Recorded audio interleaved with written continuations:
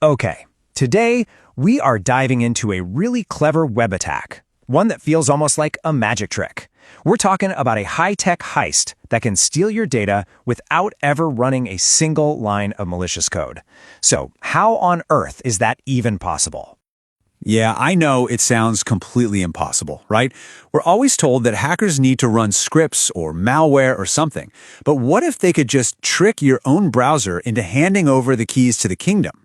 That's the big mystery we're going to unpack today. How do you pull off a data heist with no code, just a few cleverly misplaced characters? So let's start our investigation into this scriptless heist. First, we'll look at how websites are supposed to be protected.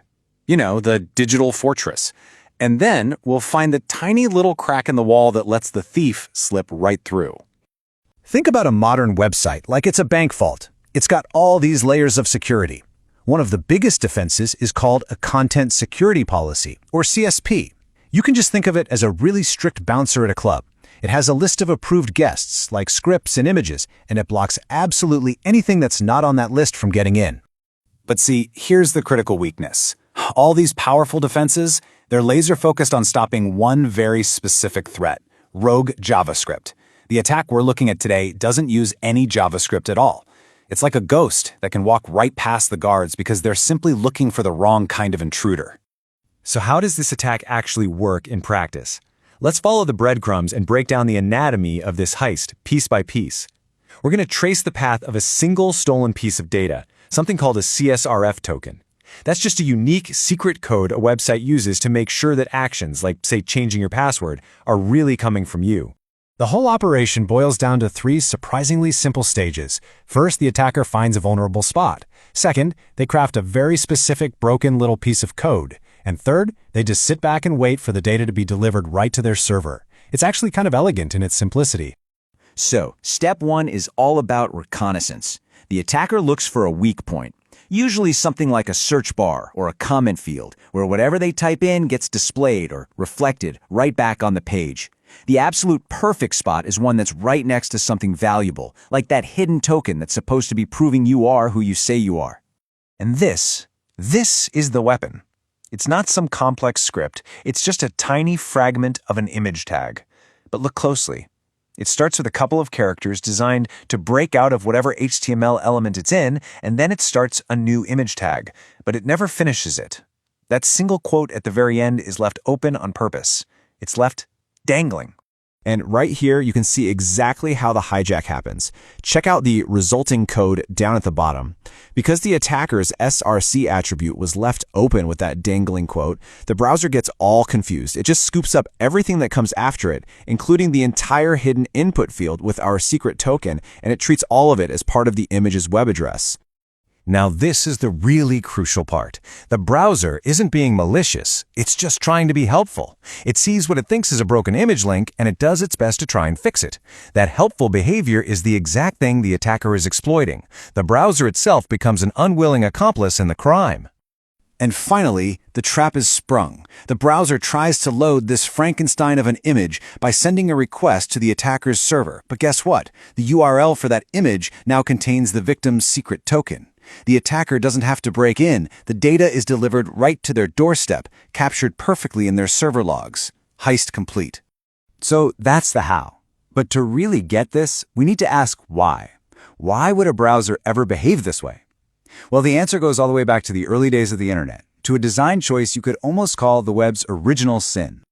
Back in the 90s, when people were first building websites, a lot of the code was, well, it was messy. It was full of errors. So the people making browsers decided to be forgiving. Instead of just showing a big error page for broken HTML, they try their best to guess what the developer meant and just render the page anyway. This is called error tolerance. And there you have it. A feature that was designed for usability, to be graceful, becomes the very vulnerability the attacker uses against us. They aren't exploiting a bug in the code, they're exploiting a fundamental, intentional design principle of the web itself. Okay, so now that we understand that root cause, let's connect the dots. We can see exactly why this dangling markup attack is so darn effective at bypassing those modern security fortresses we were talking about earlier. Just look at this comparison. A content security policy, that digital bouncer, will almost always spot an unauthorized script tag and block it immediately. But an image tag? Most security policies let images load from other domains because that's just how a lot of the web works. The payload slips right past the guards because it's disguised as totally legitimate content. And it's not just about images. Attackers can use this same dangling technique on all sorts of HTML tags that make requests out to the internet.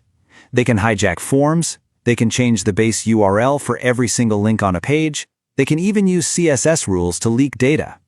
It is a surprisingly versatile technique. So what's the bottom line? Why should you care about this? Well, with this technique, attackers can steal everything from those secret tokens they need to take over your account to your private messages, personal information, and even secret API keys that might be embedded in the page. The impact can be absolutely devastating. Okay, I know this sounds pretty scary, but it's not hopeless. There is a way to defend against this scriptless heist. And the solution is really more about discipline than it is about some fancy new technology. You see, the key isn't to play whack-a-mole, trying to block every possible tag an attacker might dream up. The real solution is to focus on the source of the problem: untrusted user input. The unbreakable rule is to never, ever trust data that comes from a user, and to sanitize it before it ever even touches your HTML. So a really robust defense needs multiple layers. First, and this is the most important one, is output encoding. That just means converting special characters like quotes and angle brackets into harmless versions so they can't break out of your HTML. Second, you validate your input so you're only allowing the characters you expect. And third, having a restrictive content security policy that, for example, only allows midges from your own domain can act as a fantastic safety net. And you don't have to take my word for it. This quote from the security experts at Portswigger really drives the point home. The good news is, if you're already doing the right things to prevent classic cross-site scripting, that's when attackers inject actual malicious scripts, then you're already most of the way to preventing dangling markup too. It all comes down to the same core principle: good data hygiene. So that's where we'll end it. We've seen how a feature designed to make the web more robust and user-friendly, error tolerance, also created this subtle but incredibly powerful vulnerability. And it leaves us with a pretty fascinating question. As we keep building on top of these decades-old foundations, what other helpful features of the web are just sitting there, waiting to be turned against us?